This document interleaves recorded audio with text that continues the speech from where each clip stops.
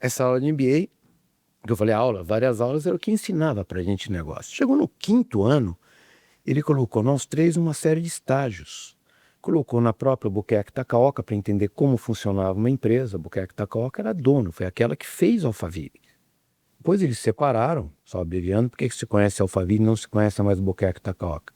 Que eles se separaram vários anos depois, acho que 85, 86, que ele já estava formado, e o Dr. Takaoka ficou com o nome Takaoka, e o Dr. Renato pediu para usar o nome Alphaville.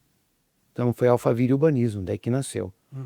O Dr. Takaoka continuou, desculpa, o Dr. Renato continuou fazendo empreendimentos de loteamento, parcelamento de solos pelo Brasil todo. O Dr. Takaoka foi para outro ramo, mas isso já é outra história. Mas voltando ali, então nós tivemos uma aula de MBA muito interessante ali no começo, né? Então fomos aprender como funcionava uma empresa pública. Na época era o DOP, Departamento de Obras Públicas, do Estado de São Paulo, que fazia as obras públicas, licitava escola, licitava mais não infraestrutura, mais edificações. Fomos conhecer o que era uma empresa de publicidade. Nós fomos conhecer como funcionava um banco. Ele pôs a gente, na época era o Banco Real, pôs a gente nos créditos do Banco Real. Eu nunca mais me esqueço como essas aulas de MBA funcionam, né? Tinha um diretor chamado Luiz Henrique Jongo. E nós tivemos muita aula com um gerente dele, que era um cara fantástico, não me lembro o nome dele, mas ensinou muita gente que era o mercado financeiro, como funcionava naquela época, era o sistema brasileiro de poupança e empréstimo, que existe até hoje, mas era época da caderneta de poupança, aquilo quebrou. Justamente o Dr. Jongo deu uma aula para a gente de como funciona isso tudo, como é que é o Brasil. Que coisa maravilhosa. Eu vou te falar essa aula, porque essa é muito interessante. Imagina que você está jogando basquete, você está com a bola na mão, você vai incestar o juiz, que é o governo, virou futebol, bola na mão na área, pênalti, tomou um pênalti. Isso ele estava falando para explicar alguns sucessos e insucessos de algumas empresas da época, como mudam as regras no Brasil e como você tem que saber conviver com isso. Ele estava explicando por que quebrou Alfredo Matias. Para quem não sabe, Alfredo Matias foi quem fez o Shopping Guatemi. Fez um conjunto chamado Portal do Morumbi. Ele era muito concorrente da Albuquerque Takaoka. Na época, a Albuquerque Takaoka fazia prédios em São Paulo, uma das maiores incorporadoras de prédios em São Paulo.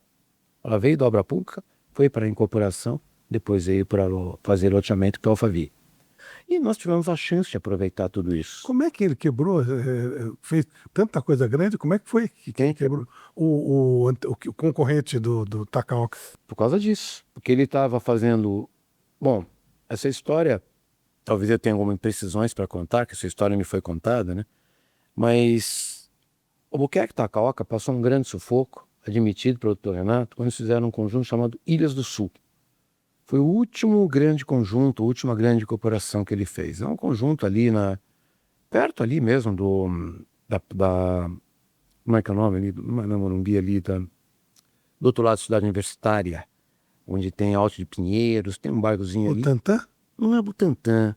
Vamos falar Alto de Pinheiros, não é exatamente. Mas tinha um quarteirão ali, que na lei de zonamento local podia edificar, podia fazer prédio. Ele compraram e fizeram o conjunto Ilhas do Sul, que foi meio revolucionário. Eram 480 apartamentos, 4 prédios, né, que eles fizeram em um ano. Um baita, porque naquela época você tinha inflação, a inflação não era... Depois no nem chegou a 80% ao mês. Naquela época era 30, 40 ao ano. Se você não andasse rápido, a correção era trimestral.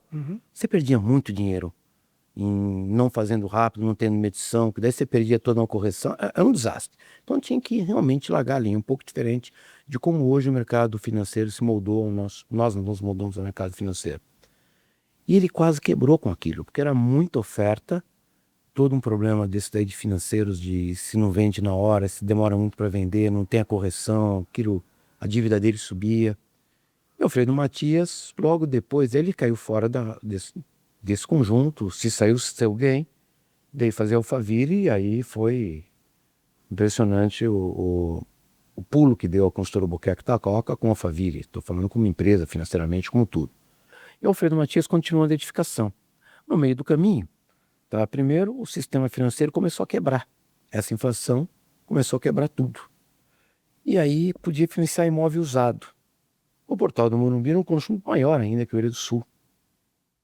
O Ilha do Sul era mais Alto Pinheiros, ali era final do Morumbi, era mais difícil até a localização. E aí, foi que parou de financiar imóvel usado. Ele estava aceitando imóvel usado para poder vender um imóvel novo. Esse foi um dos motivos. E o mercado já estava deteriorando. Isso acabou de quebrar. Fui por essa aula. Deus, essa troca de mudança de regra. Mudança de regra no meio do caminho. Mudança de regra porque o Brasil estava quebrando, como aliás teve vários Sim. aí, né? Sim, sim. Mas esse é o começo da minha história. Eu vim parar aqui em Alphaville.